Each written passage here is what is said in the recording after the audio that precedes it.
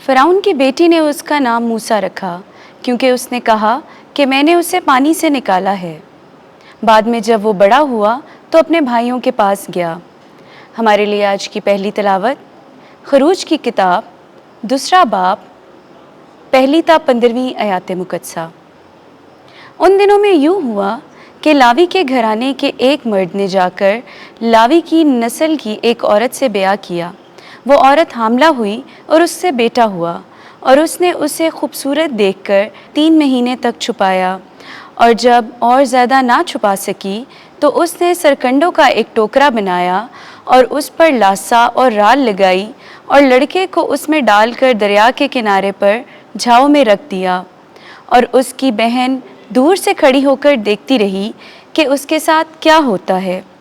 تب فرعون کی بیٹی غسل کرنے کو دریا پر اتری، اور اس کی سہیلیاں دریا کے کنارے پھرنے لگیں، اور اس نے جھاؤ میں ٹوکرا دیکھ کر اپنی لونڈی کو بھیجا کہ اسے اٹھا لائے۔ جب اس نے اسے کھولا تو دیکھا کہ ایک لڑکا ہے۔ اسے اس پر رحم آیا اور بولی کہ یہ عبرانیوں کی اولاد میں سے ہے۔ اس کی بہن نے فرعون کی بیٹی سے کہا، کیا میں جاؤں اور عبرانی عورتوں میں سے ایک دائی تیرے پاس لے آؤں تاکہ وہ تیرے لیے اس لڑکے کو دودھ پلائے؟ فرعون کی بیٹی نے اس سے کہا، جا۔ وہ کنواری گئی اور لڑکی کی ماں کو بلا لائی۔ فرعون کی بیٹی نے اس سے کہا، اس لڑکے کو لے اور میرے لیے اسے دودھ پلا، میں تجھے تنخواہ دوں گی۔ اس عورت نے لڑکے کو لیا اور دودھ پلاتی رہی۔ جب لڑکا بڑا ہوا وہ اسے فرعون کی بیٹی کے پاس لائی، اور اس نے اس کو اپنا بیٹا بنایا۔ اس نے اس کا نام موسیٰ رکھا اور کہا، اس لیے کہ میں نے اسے پانی سے نکالا۔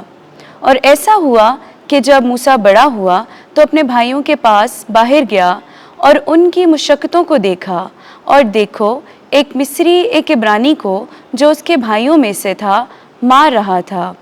تب اس نے ادھر ادھر نظر کی اور دیکھا کہ کوئی نہیں، تو اس نے مصری کو مار ڈالا اور ریت میں چھپا دیا۔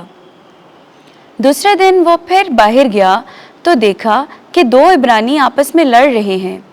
تب اس نے اس کو جو ناحق پر تھا کہا، تو اپنے قریبی کو کیوں مارتا ہے؟ وہ بولا کہ کس نے تجھے ہم پر حاکم یا منصف مقرر کیا؟ کیا جس طرح تو نے اس مصری کو مار ڈالا مجھے بھی مار ڈالنا چاہتا ہے؟ تب موسیٰ ڈرا اور کہا کہ یقیناً یہ بات ظاہر ہو گئی۔ جب فرعون نے یہ خبر سنی تو چاہا کہ موسیٰ کو قتل کرے، پر موسیٰ فرعون کے سامنے سے بھاگا اور مدیان کی سرزمین میں چلا گیا۔ پاک کلام کے پڑھے اور سنے جانے پر خدا کی برکت ہو۔ زبور 69 جماعتی جواب۔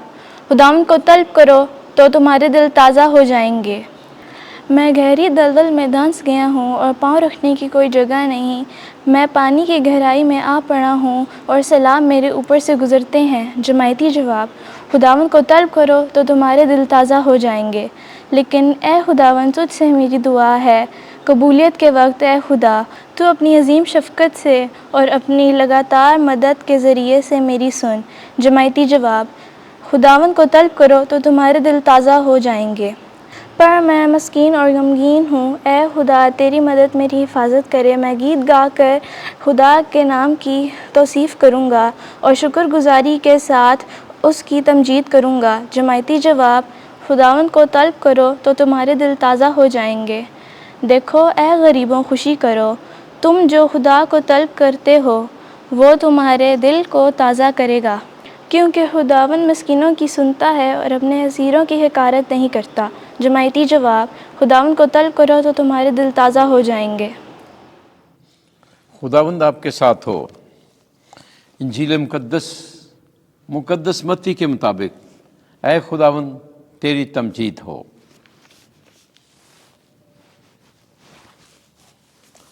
گیارہواں باب اس کی 20ویں سے 24ویں آیت۔ عدالت کے دن صدون کا حال تمہارے حال سے زیادہ قابل برداشت ہوگا۔ اس وقت یسوع ان شہروں کو ملامت کرنے لگا جن میں اس کے اکثر معجزے ظاہر ہوئے تھے، کیونکہ انہوں نے توبہ نہ کی تھی۔